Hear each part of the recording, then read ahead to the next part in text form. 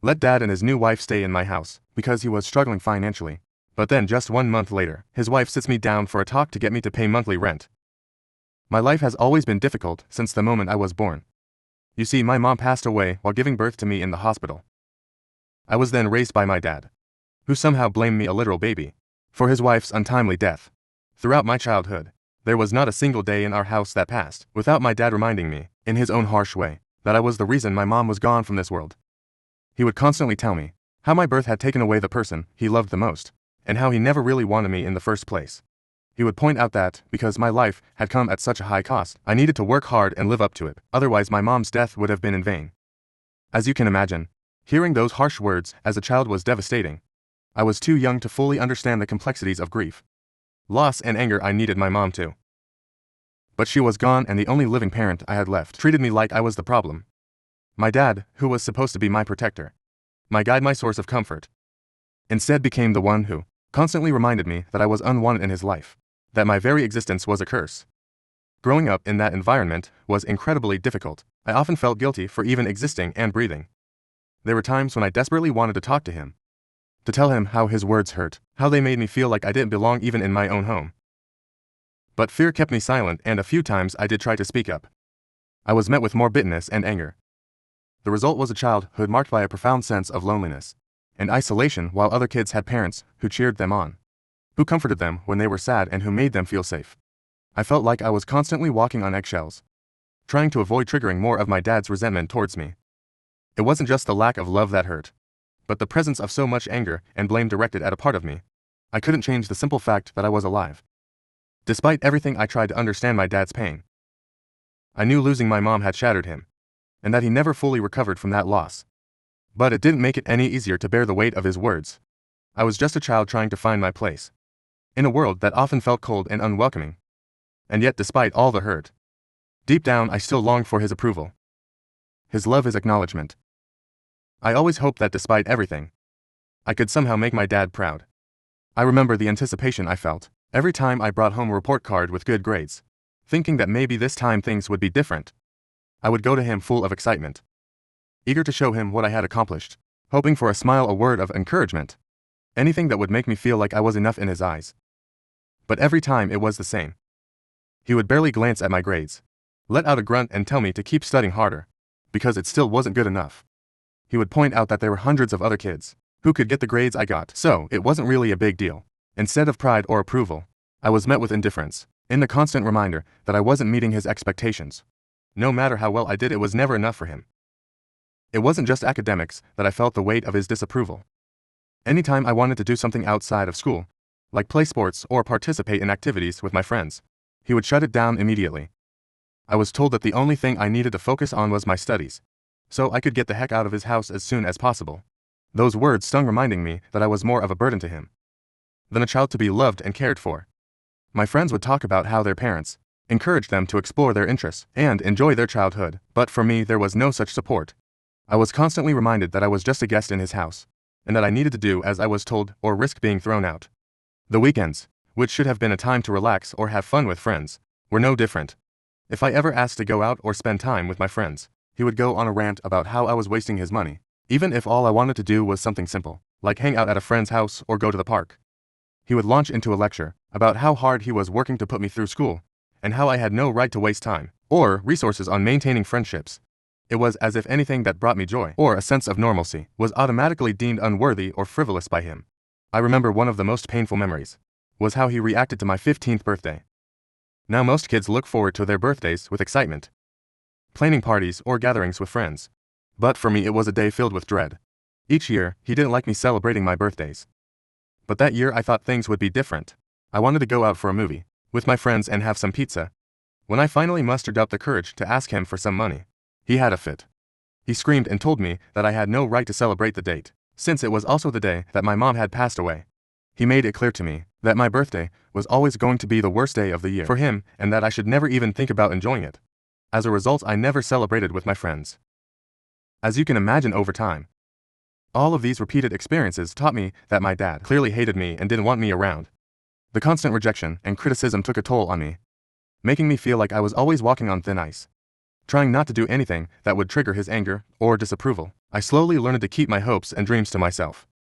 I stopped expecting approval or encouragement from him, because I knew it would only lead to disappointment and hurt. I tried my best to be strong for myself, and focused all my energy on getting good grades so I could escape my dad's house.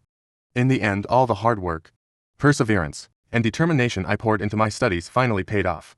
I remember the moment I received my acceptance letter to a top university, complete with a full scholarship. It was a mix of relief and pride. I was finally getting out of the house, away from my dad's oppressive grip, and stepping into a new chapter of my life, where I could live on my own terms. Leaving home felt like a huge weight had been lifted off my shoulders. For the first time in my life, I was truly free. Those 4 years in college were some of the best days of my life. It was a period of self-discovery, growth and joy. I could finally live like a normal young adult, experiencing all the things that had been out of reach for so long. My dad no longer had control over me, although he tried to extend his influence even from afar. But I didn't listen to him anymore. I had spent enough of my life under his thumb. And now it was my time to make my own decisions, to carve out the life I wanted for myself. Despite all the newfound freedom and the fun of college life, I didn't lose sight of my goals. I kept my grades up, determined to make the most of the opportunity I'd worked so hard to earn. But I also made sure to enjoy myself and experience everything college had to offer. I went to parties, joined clubs, made new friends, pursued my hobbies, and finally started living life the way I had always imagined it could be. It was during this time that I met my girlfriend Sheila. Meeting her was one of the most unexpected, yet wonderful things that happened to me in college. From the very beginning, there was something about Sheila that drew me in. We're both incredibly similar, ambitious, driven, and focused on building our careers. But beyond that, what really made our relationship special was the way we connected, on a deeper level. Sheila understood me in a way that no one else ever had. One of the things I love most about her is how we can just sit together for hours, without the need to fill the silence with words. She allows me to be lost in my thoughts, something that's incredibly rare to find in a relationship. With Sheila, I never feel pressured to be anything other than myself. We enjoy each other's company, whether we're talking about our dreams and goals, or simply sitting side by side, comfortable in our silence. Sheila was the first person in my life who truly made me feel like I didn't have to carry the weight of guilt that I had been dragging around for so many years. She saw right through the pain that I had been living with, the pain that had become such a constant presence in my life that I almost didn't recognize it as abnormal. Sheila pointed out how deeply wrong it was for my dad to have blamed me for my mom's death, and how no child should have to bear such a burden. She encouraged me to seek therapy, something that up until then I had never really considered. My dad's words were so deeply ingrained in my mind that I didn't even realize there was a way to escape from their influence. Going to therapy was one of the most transformative experiences of my life. It wasn't easy at first, confronting the reality of my upbringing, acknowledging the trauma I had endured, and learning to dismantle the toxic beliefs I had internalized. Took a lot of courage and effort. But therapy opened my eyes in a way nothing else had. It allowed me to understand just how flawed my dad's thinking was, and how much I deserved better. I slowly learned that I wasn't to blame for my mom's death, and that my dad's anger and bitterness were his issues to deal with, not mine. As I started to heal, I remember I found myself growing angrier at my dad. It was like all the resentment I had buried deep inside me was finally coming to the surface. I had spent so many years trying to earn his approval, trying to be the child he wanted me to be, all while carrying the guilt he had placed on my shoulders. But now I was realizing that none of that was my responsibility, and that he had unfairly and cruelly burdened me with his grief and anger. This anger made it difficult for me to maintain any kind of relationship with him. During my college years, I hardly talked to him, and when I did, our conversations were short and tense. I would snap at him, unable to keep the bitterness out of my voice, and I had little patience for his attempts to control or criticize me.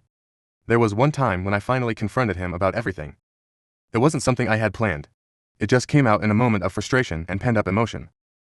I told him about all the years he had blamed me for my mom's death, how his words and actions had deeply impacted my mental health, and how I wasn't going to let him do that to me anymore.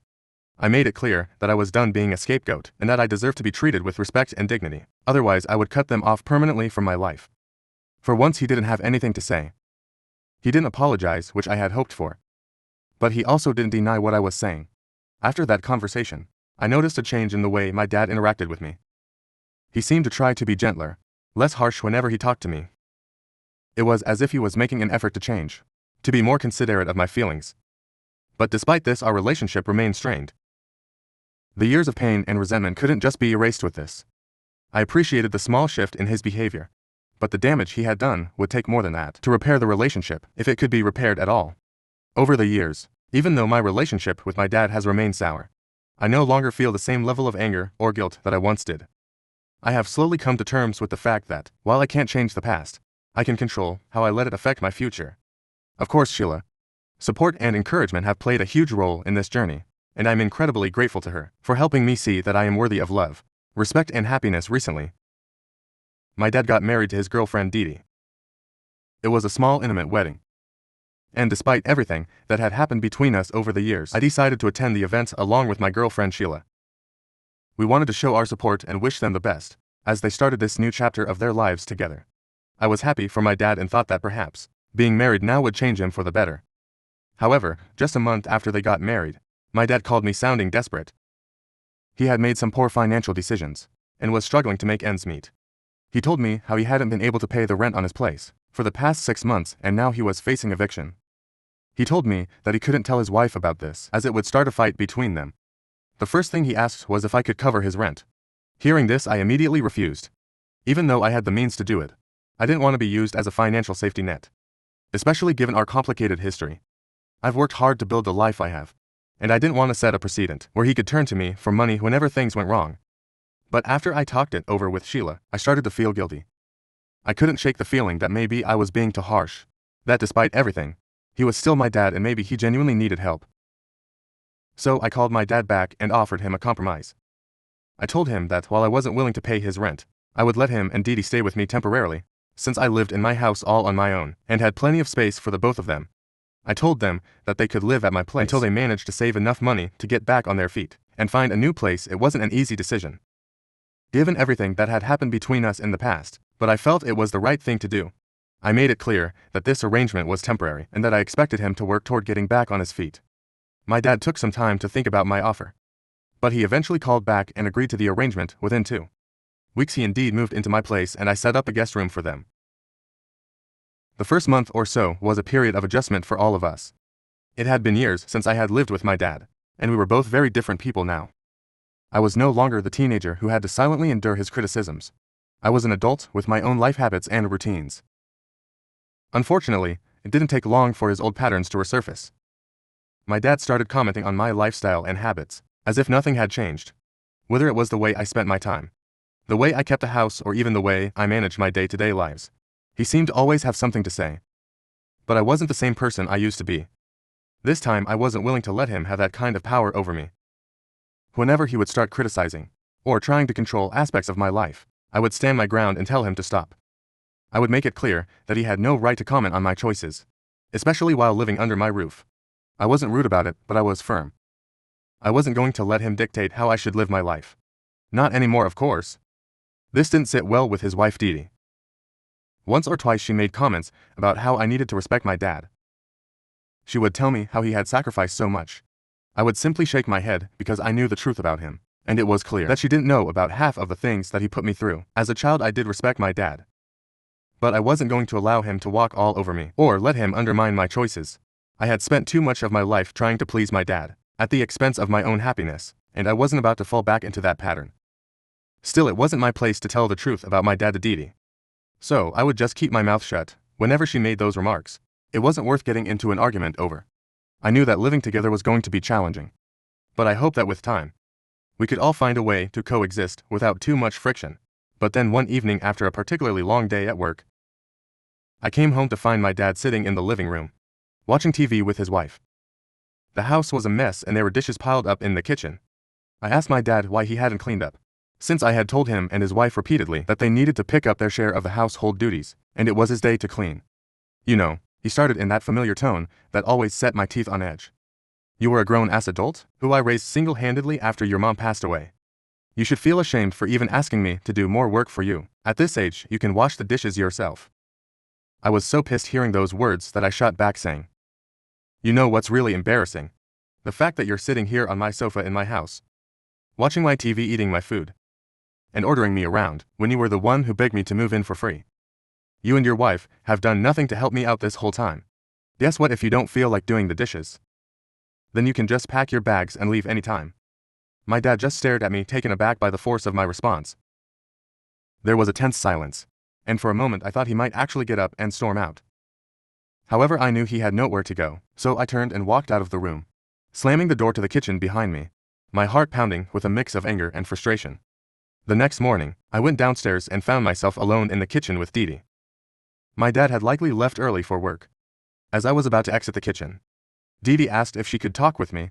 I wasn't entirely sure what to expect, but I agreed to sit down and listen. With a serious expression, Dee Dee began to tell me how hurt my dad was after our conversation the previous night. She said that I had no right to treat him that way, especially considering how much money he had supposedly spent to help me buy my house. Naturally, I was taken aback.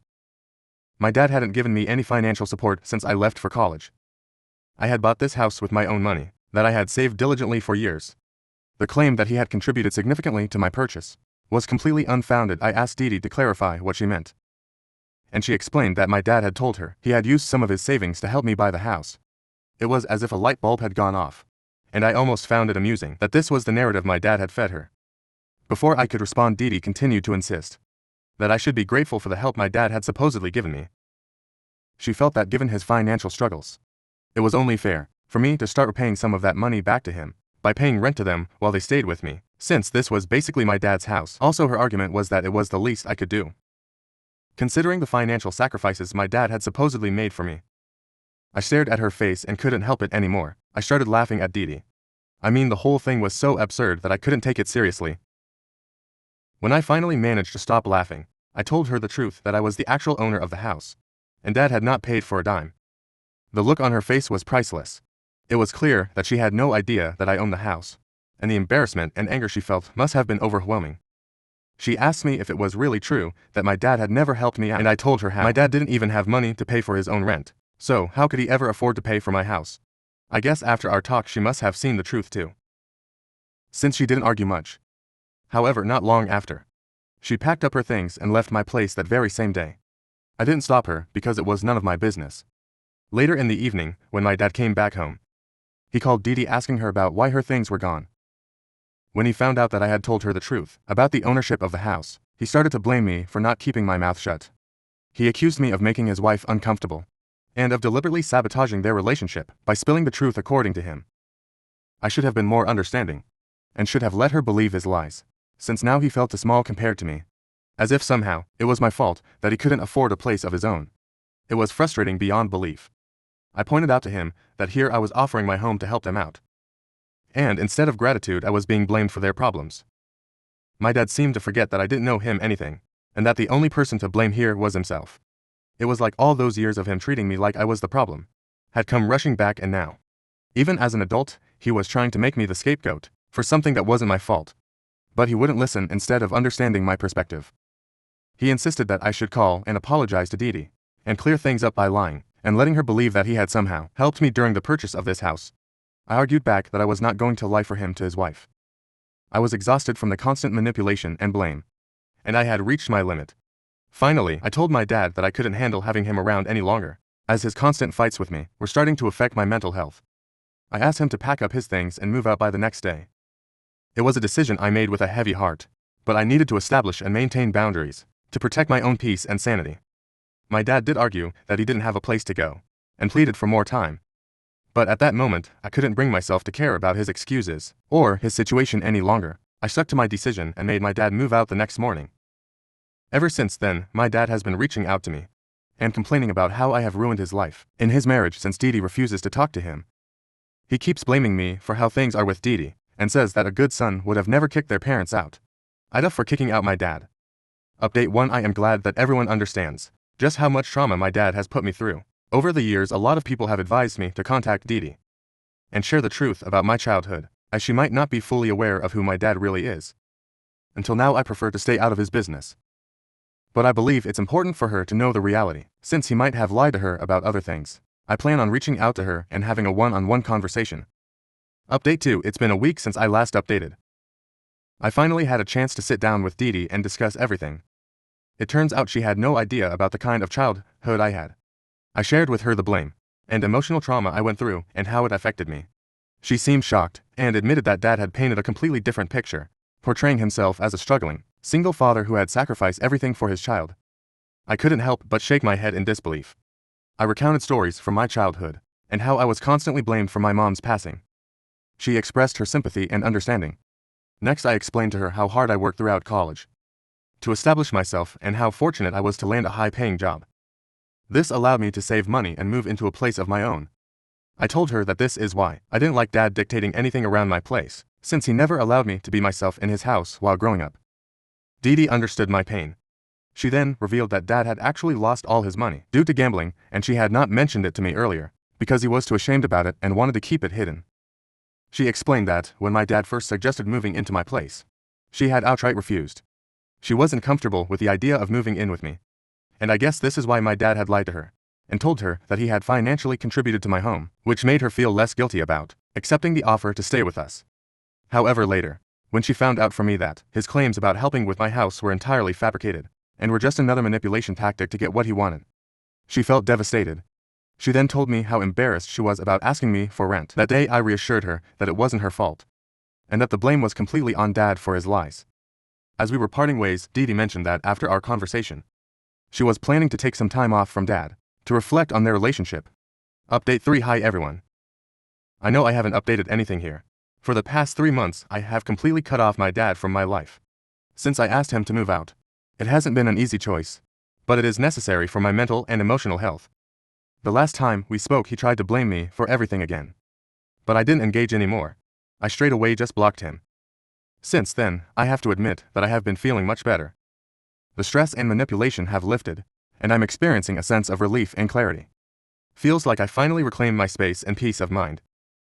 My girlfriend Sheila has been incredibly supportive throughout this process.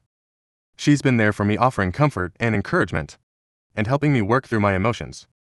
Her support has made a huge difference, and I'm really grateful for her. With my dad out of the picture and Sheila by my side, I'm slowly finding a new sense of stability and happiness. I'm focusing on building the life I want, pursuing my goals, and enjoying the positive aspects of my relationship.